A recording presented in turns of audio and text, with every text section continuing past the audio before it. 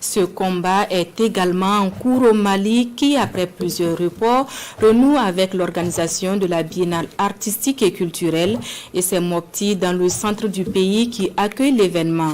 Une manière pour les autorités maliennes de renforcer la cohésion sociale à travers l'expression de la diversité culturelle. La cérémonie d'ouverture avec nos envoyés spéciaux au Mali, Bernard Kombelem et Estelle Judith Assogba. Avec force. Le Premier ministre malien donne le ton ici depuis le stade Barema Bokoum de Mopti. La biennale artistique culturelle renaît de ses cendres après une décennie d'hibernation. Un événement historique pour le peuple malien sorti massivement pour témoigner aux autorités qu'il reste debout et uni comme un seul homme malgré l'adversité. L'organisation de cette édition de la Biennale artistique et culturelle à Mopti montre que notre pays, le Mali, pays d'hommes d'honneur, d'hommes de parole, est résilient et reste debout malgré les difficultés du moment. Le Mali reste debout et notre peuple est confiant en son avenir. Je viens de vous l'exprimer.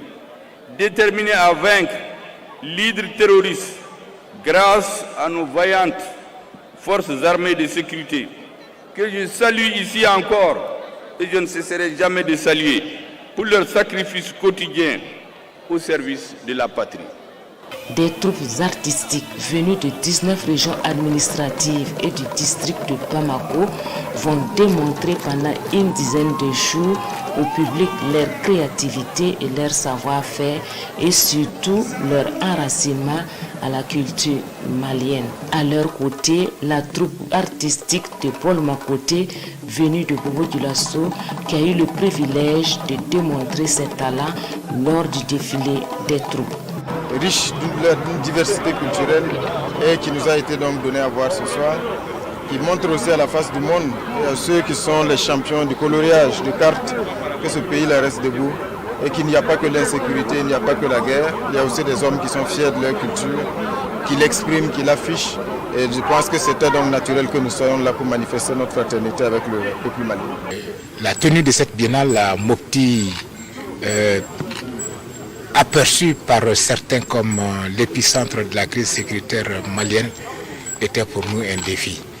Et à travers cette biennale, il a été donné une belle démonstration de la quiétude qui règne ici, de la paix qui est revenue, de la sécurité et de notre point de vue qui est rassurante.